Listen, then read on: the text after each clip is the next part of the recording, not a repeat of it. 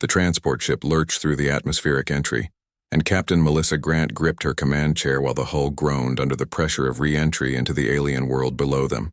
Commander Zara Thick stood beside her with those impossibly large violet eyes fixed on the viewport as her silver skin seemed to shimmer under the emergency lighting that had kicked in when the main power fluctuated during their descent.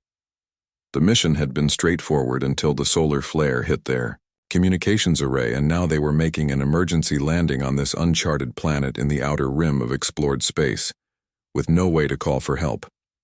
Melissa had been working with the Viridian delegation for 6 months now, ever since Earth had made first contact with their species and established the cultural exchange program.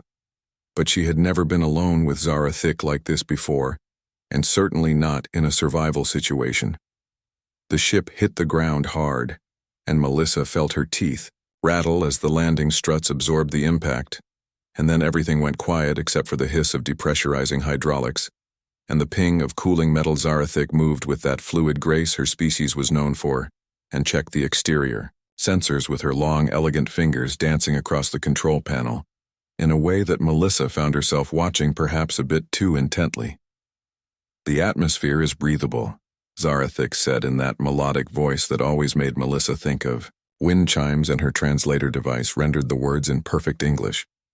Though Melissa had started to pick up some of the original Viridian language over the past months, they would need to wait for rescue, but the ship had sent out an automated distress beacon before the communications array failed completely, so help would come eventually, though it might take several days given their remote location.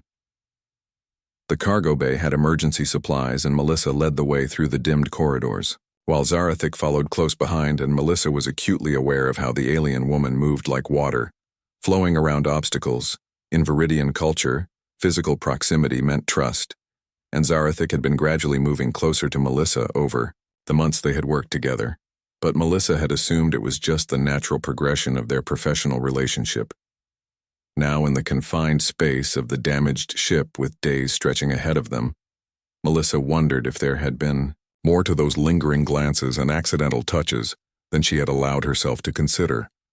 They set up a temporary living space in the cargo bay where the environmental controls were still functioning properly, and Zara Thick arranged the emergency blankets with careful precision while Melissa sorted through the ration packs. "Your species finds this situation stressful," Zara Thick observed as she settled onto one of the supply crates with her legs folded in that impossible way that reminded Melissa that alien anatomy was very different from human, despite the superficial similarities.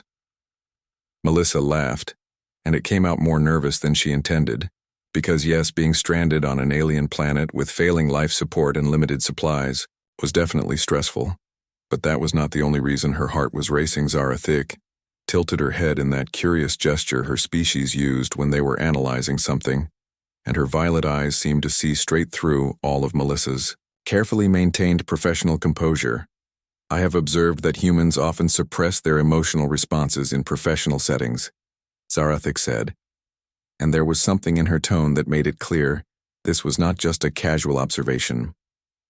Melissa busied herself with checking the water recycler, because looking at Zara Thick right now felt dangerous in a way that had nothing to do with their survival situation. "On Viridios, we believe that denying connection diminishes us," Zara Thick continued, and now she was standing closer, and Melissa could smell that faint scent like ozone and flowers that seemed to cling to Viridian skin. Melissa turned and found herself nearly face to face with Zara Thick, who was slightly taller, and had to look down to meet her eyes. "I have wanted to ask you something for many weeks now," Zara Thick said, and her hand came up slowly, giving Melissa plenty of time to move away if she wanted to. But Melissa found herself frozen as those cool fingers brushed against her cheek. "In my culture, this gesture indicates deep affection and the desire for a bond beyond mere friendship," Zara Thick explained, and her thumb traced along Melissa's jawline with a touch so gentle it made her shiver. Melissa knew she should step back and maintain professional distance and remember that she was a Starfleet captain, and this was an alien dignitary under her protection, but her body was not listening to any of those very reasonable thoughts. "Your heart rate has increased significantly," Zara Thick observed with a small smile that revealed those sharp crystalline teeth that should have been intimidating. but somehow we're not. That happens when someone touches me like that, Melissa managed to say, and her voice came out rougher than intended. Zarathik's smile widened and she leaned closer until Melissa could feel the warmth radiating from her alien skin. I have studied human courtship rituals extensively, Zarathik said, and there was definite amusement in her tone now because, of course, she had done research and probably knew exactly what effect she was having. Melissa laughed again, and this time it was genuine because the situation was absurd and terrifying and exciting all at once.